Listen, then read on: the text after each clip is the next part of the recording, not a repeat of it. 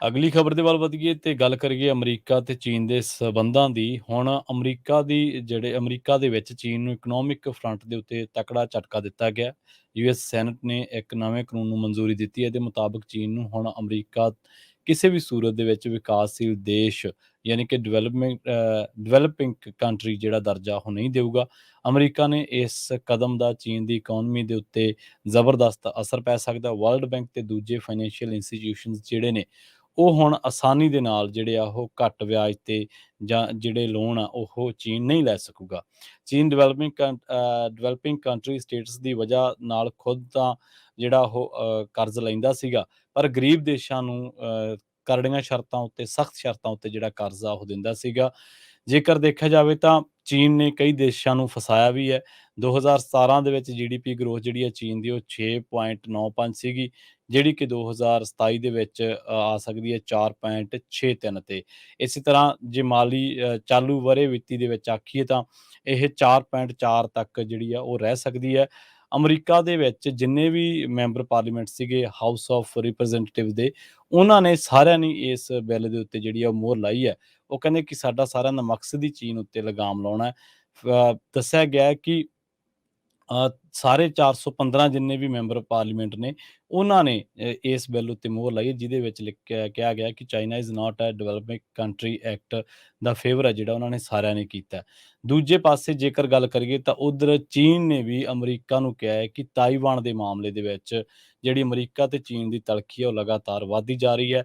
ਚੀਨ ਦੇ ਵਿਦੇਸ਼ ਮੰਤਰੀ ਕਿਵਨ ਗੈਂਗ ਤੇ ਅਮਰੀਕਾ ਦੇ ਫੋਰਨ ਮਿਨਿਸਟਰ ਐਂਟਨੀ ਬਲਿੰਕਨ ਨੇ ਇਹ ਗੱਲ ਫੋਨ ਦੇ ਉੱਤੇ ਜਦੋਂ ਗੱਲਬਾਤ ਕੀਤੀ ਤਾਂ ਦੱਸਿਆ ਗਿਆ ਹੈ ਕਿ ਫੋਰਨ ਮਿਨਿਸਟਰ ਨੇ ਬਲਿੰਕਨ ਨੂੰ ਸਾਫ਼ ਤੌਰ ਤੇ ਕਿਹਾ ਕਿ ਉਹ ਤਾਈਵਾਨ ਵਿਵਾਦ ਤੋਂ ਦੂਰ ਰਹੇ। ਚੀਨ ਇਹ ਗੱਲ ਮੰਨਦਾ ਹੈ ਕਿ ਅਮਰੀਕਾ ਉਹਦੇ ਘਰੇਲੂ ਮਾਮਲਿਆਂ ਦੇ ਵਿੱਚ ਦਖਲਅੰਦਾਜ਼ੀ ਜਿਹੜੀ ਹੈ ਉਹ ਲਗਾਤਾਰ ਕਰਦਾ ਹੈ ਤੇ ਇਹ ਦਖਲਅੰਦਾਜ਼ੀ ਵੱਧਦੀ ਜਾ ਰਹੀ ਹੈ। ਮੰਨਿਆ ਜਾ ਰਿਹਾ ਹੈ ਕਿ ਗੈਂਗ ਤੇ ਬਲਿੰਕਨ ਦੀ ਜਿਹੜੀ ਹੈ ਗੱਲਬਾਤ ਉਹ ਕੋਈ ਚੰਗੇ ਤੇ ਸੁਖਾਵੇਂ ਮਾਹੌਲ ਦੇ ਵਿੱਚ ਨਹੀਂ ਹੋਈ। ਇਹਦੀ ਵਜ੍ਹਾ ਇਹ ਹੈ ਕਿ ਤਾਇਵਾਨ ਦੀ ਜਿਹੜੀ ਸਮੁੰਦਰੀ ਸਰਹੱਦੀ ਸੀਮਾ ਜਿਹੜੀ ਆ, ਸਰਹੱਦ ਜਿਹੜੀ ਆ ਉਹਦੇ ਵਿੱਚ ਲਗਾਤਾਰ ਚੀਨ ਜਿਹੜੇ ਆ ਉਹਨੇ ਏਅਰ ਸਪੇਸ ਦੇ ਵਿੱਚ ਜਾਂ ਕਹਿ ਲਓ ਕਿ ਸਰਹੱਦਾਂ ਜਿਹੜੀਆਂ ਸਮੁੰਦਰੀ ਸਰਹੱਦਾਂ ਨੇ ਉਹਨਾਂ ਦੇ ਵਿੱਚ ਲਗਾਤਾਰ ਚੀਨ ਜਿਹੜਾ ਦਬਾਅ ਬਣਾਉਣ ਦੀ ਕੋਸ਼ਿਸ਼ ਕਰ ਰਿਹਾ ਤੇ ਅਮਰੀਕੀ ਨੇਵੀ ਨੇ ਵੀ ਇੱਥੇ 2 ਵਾਰਸ਼ਿਪ ਜਿਹੜੇ ਆ ਉਹ ਤੈਨਾਤ ਕਰਕੇ ਉਹਦੇ ਇਰਾਦਿਆਂ ਉੱਤੇ ਜਿਹੜਾ ਪਾਣੀ ਆ ਉਹ ਫੇਰ ਦਿੱਤਾ ਹੈ। ਤੁਹਾਨੂੰ ਯਾਦ ਹੋਣਾ ਪਿਛਲੇ ਸਾਲ ਦੇ ਵਿੱਚ ਜਦੋਂ ਨੈਂਸੀ ਪਲੋਸੀ ਜਿਹੜੇ ਕਿ ਸਪੀਕਰ ਸੀਗੇ ਉਹ ਤਾਇਵਾਨ ਗਏ ਸੀਗੇ ਤਾਂ ਚੀਨ ਨੇ ਉਹਨਾਂ ਦਾ ਪਲੇਨ ਤੱਕ ਰੋਕਣ ਦੀ ਧਮਕੀ ਦਿੱਤੀ ਸੀ। ਹਾਲਾਂਕਿ ਉਹ ਕੁਛ ਕਰ ਨਹੀਂ ਸਕਿਆ ਸੀ, ਪਰ ਇੱਕ ਵਾਰ ਫਿਰ ਤੋਂ ਦੋਨਾਂ ਦੇਸ਼ਾਂ ਦੇ ਮੁਲਕਾਂ ਦੇ ਵਿੱਚ ਜਿਹੜੀ ਕੜਵਾਹਟ ਹੈ, ਜਿਹੜਾ ਤਣਾਅ ਹੈ ਉਹ ਸਾਫ਼ ਤੌਰ ਤੇ ਦੇਖਿਆ ਜਾ ਸਕਦਾ ਹੈ। ਇਹਦੇ 2 ਕਾਰਨ ਵੱਡੇ ਨੇ। ਲੰਘੇ ਦਿਨਾਂ ਦੇ ਵਿੱਚ ਡਿਵੈਲਪਿੰਗ ਕੰਟਰੀ ਦਾ ਜਿਹੜਾ ਉਹ ਖਿਤਾਬ ਲੈ ਲੈਣਾ ਜਾਂ ਜਿਹੜਾ ਦਰਜਾ ਸੀ ਉਹ ਪਿੱਛੇ ਲੈ ਲੈਣਾ। ਦੂਜਾ ਤਾਇਵਾਨ ਦੇ ਮਸਲੇ ਦੇ ਉੱਤੇ ਅਮਰੀਕਾ ਵੱਲੋਂ ਤਾਇਵਾਨ ਨੂੰ ਲਗਾਤਾਰ ਡਿਫੈਂਡ ਕਰਨਾ। ਜੀ ਜੀ ਬਿਲਕੁਲ।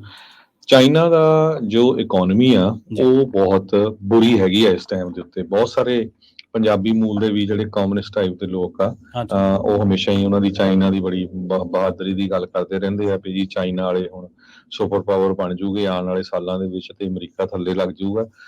ਚਾਈਨਾ ਦਾ ਇੰਨਾ ਬੁਰਾ ਹਾਲ ਆ, ਕਹਿੰਦੇ ਵੀ ਉਹਦਾ ਅਸਰ ਅਮਰੀਕਾ ਦੇ ਉੱਤੇ ਵੀ ਪਊਗਾ। ਵਾਲ ਸਟਰੀਟ ਜਰਨਲ ਨੇ ਇਹ ਦੱਸਿਆ। ਉਹਨਾਂ ਦੇ ਮੁਤਾਬਕ ਕਹਿੰਦੇ ਵੀ ਚਾਈਨਾ ਕੋਵਿਡ ਤੋਂ ਬਾਅਦ ਰਿਕਵਰ ਪੂਰੀ ਤਰ੍ਹਾਂ ਹੋ ਹੀ ਨਹੀਂ ਸਕਿਆ। ਉਹਨਾਂ ਦੀ ਜੋ ਇੰਡਸਟਰੀਅਲ ਪ੍ਰੋਡਕਸ਼ਨ ਹੈਗੀ ਆ ਉਹ ਬਹੁਤ ਹੀ ਮਾੜੀ ਹੈਗੀ ਆ ਤੇ ਇੰਪੋਰਟ ਤੇ ਐਕਸਪੋਰਟ ਤਾਂ ਉਹਨਾਂ ਦਾ ਬਹੁਤ ਜ਼ਿਆਦਾ ਜੋ ਸਲੋ ਹੋ ਗਿਆ ਆ। ਜਿੱਥੇ ਮਰਜ਼ੀ ਦੇਖੋ ਤੁਸੀਂ, ਕਹਿੰਦੇ ਭਈ ਕਰਜ਼ਾ ਹੀ ਕਰਜ਼ਾ ਆ। 30% ਡੈਪਟ ਆ ਉਹਨਾਂ ਦੇ, ਕਰਜ਼ਾ ਆ ਉਹਨਾਂ ਦੀ ਇਕੋਨਮੀ ਦਾ। ਜੋ ਟ੍ਰੇਡਿੰਗ ਪਾਰਟਨਰਸ ਆ ਉਹ ਅਪਸੈਟ ਹੈਗੇ ਉਹਨਾਂ ਤੋਂ, ਖਾਸ ਕਰਕੇ ਹਿਊਮਨ ਰਾਈਟਸ ਰਿਵਿਊਜ਼ ਨੂੰ ਲੈ ਕੇ, ਕਲਾਈਮੇਟ ਚੇਂਜ ਨੂੰ ਲੈ ਕੇ। ਸੋ ਚਾਈਨਾ ਦੀ ਜਿਹੜੀ ਕੰਡੀਸ਼ਨ ਆ ਉਹ ਬਾਹਲੀ ਗੁੱਡ ਨਹੀਂ। ਦੂਸਰੇ ਪਾਸੇ ਉਹ ਰਸ਼ੀਆ ਦਾ ਸਾਥ ਦੇ ਰਿਹਾ।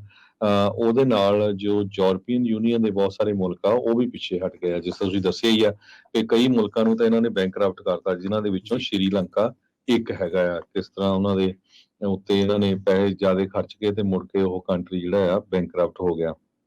ਸੋ ਚਾਈਨਾ ਵਾਲੇ ਕੋਸ਼ਿਸ਼ ਤਾਂ ਕਰ ਰਹੇ ਆ ਕਿਸੇ ਨਾ ਕਿਸੇ ਤਰ੍ਹਾਂ ਵੀ ਆਪਾਂ ਬਾਹਰ ਜਿੰਨੇ ਵੀ ਦੁਨੀਆ ਦੇ ਮੁਲਕ ਆ ਉਹਨਾਂ ਨਾਲ ਰਲ ਕੇ ਇਕੋਨਮੀ ਨੂੰ ਅਪ ਕਰ ਸਕੀਏ, ਕਿਉਂਕਿ ਚਾਈਨਾ ਦੀ ਇਕੋਨਮੀ ਪੂਰੀ ਗਲੋਬਲ ਦੇ ਉੱਤੇ, ਗਲੋਬਲ ਮੁਲਕ ਜੋ ਆ ਸਾਰੀ ਦੁਨੀਆ ਦੇ ਉੱਤੇ ਡਿਪੈਂਡੈਂਟ ਸੀਗੀ। ਪਰ ਹੁਣ ਜੇ ਇੰਨੇ ਮੁਲਕ ਉਹ ਤੋਂ ਪਿੱਛੇ ਹਟ ਰਹੇ ਆ ਤੇ ਇਹਦਾ ਅਸਰ ਚਾਈਨਾ ਦੇ ਉੱਤੇ ਬਹੁਤ ਜ਼ਿਆਦਾ ਪੈਣ ਜਾ ਰਿਹਾ ਹੈਗਾ ਆ। ਕਹਿੰਦੇ ਪਈ ਦੁਨੀਆ ਦੇ ਫ੍ਰੀ ਟ੍ਰੇਡ ਤੇ ਟਰਸਟ ਦੇ ਵਿੱਚ ਚਾਈਨਾ ਦੀ ਜੋ ਪ੍ਰੋਬਲਮ ਆ ਉਹ ਇੰਨੀ ਸੌਖੀ ਨਹੀਂ ਹੋਊਗੀ ਸੋਲਵ ਕਰਨ ਨੂੰ। ਚਾਈਨਾ ਦਾ ਇਕਨੋਮਿਕ ਮਾਡਲ ਜੋ ਸੀ ਉਹ ਦੁਨੀਆ ਦੇ ਵਿੱਚ ਗਲੋਬਲਾਈਜੇਸ਼ਨ ਦੇ ਬੇਸ ਦੇ ਉੱਤੇ ਬਣਿਆ ਹੋਇਆ ਸੀ। ਸੋ ਹੁਣ ਜੋ ਯੂਕਰੇਨ ਤੇ ਰਸ਼ੀਆ ਦੀ ਲੜਾਈ ਹੋਈ ਆ ਉਹਨੂੰ ਲੈ ਕੇ ਚਾਈਨਾ ਵਾਲੇ ਜੋ ਆ ਸਾਥ ਦੇ ਰਹੇ ਰਸ਼ੀਆ ਦਾ। ਇਸ ਤੋਂ ਬਿਨਾਂ ਅਮਰੀਕਨ ਖਾਸ ਕਰਕੇ ਨਾਰਥ ਅਮਰੀਕਨ, ਕੱਲਾ ਨਾਰਥ ਅਮਰੀਕਾ ਨਹੀਂ ਪੂਰੀ ਦੁਨੀਆ ਨੂੰ ਗੁੱਸਾ ਵੀ ਬਹੁਤ ਆ ਜੋ ਕਰੋਨਾ ਵਾਇਰਸ ਨੂੰ ਲੈ ਕੇ। ਹੁਣ ਤਾਂ ਬਹੁਤ ਸਾਰੇ ਇਹ ਰਿਸਰਚ ਰਿਪੋਰਟਸ ਵੀ ਆ ਗਈਆਂ ਵੀ ਕਿੱਥੋਂ ਓਰੀਜੀਨੇਟ ਹੋਈ ਹੈਗੀ ਆ, ਵੀ ਉਹਨਾਂ ਨੇ ਪਹਿਲਾਂ ਜੋ ਐਕਟ ਨਹੀਂ ਕੀਤਾ। ਤੇ ਪਿਛਲੇ ਸਮੇਂ ਦੇ ਦੌਰਾਨ ਚਾਈਨਾ ਨੇ ਲੋਕਡਾਊਨ ਬਹੁਤ ਜ਼ਿਆਦਾ ਰੱਖਿਆ। ਲੋਕਾਂ ਦਾ ਜੋ ਕੰਪਨੀਆਂ ਸੀਗੀਆਂ ਉਹ ਸਾਰੀਆਂ ਸ਼ਟਡਾਊਨ ਹੋ ਗਈਆਂ ਬਹੁਤ ਲੰਮੇ ਸਮੇਂ ਦੇ ਲਈ। ਸੋ ਜੇ ਦੱਸਿਆ ਜਾਵੇ ਕਹਿੰਦੇ ਵੀ ਚਾਈਨਾ ਦਾ ਇੰਪੋਰਟ ਏਸ਼ੀਆ ਤੋਂ 50.7% ਸੀ। ਸੋ ਉਹ ਜੋ ਪਿਛਲੇ ਸਾਲ ਜੋ ਕਿ 70% 2013 ਸਾਲ ਨਾਲੋਂ ਡਾਊਨ ਆ। ਸੋ ਇਹਦਾ ਅਸਰ ਤੁਸੀਂ ਦੇਖ ਸਕਦੇ ਆ ਵੀ ਕਿੰਨਾ ਜ਼ਿਆਦਾ ਇਹ ਪੂਰੀ ਦੁਨੀਆ ਦੇ ਉੱਤੇ ਪਊਗਾ, ਖਾਸ ਕਰਕੇ ਚਾਈਨਾ ਦੇ ਉੱਤੇ। ਜੀ ਬਿਲਕੁਲ।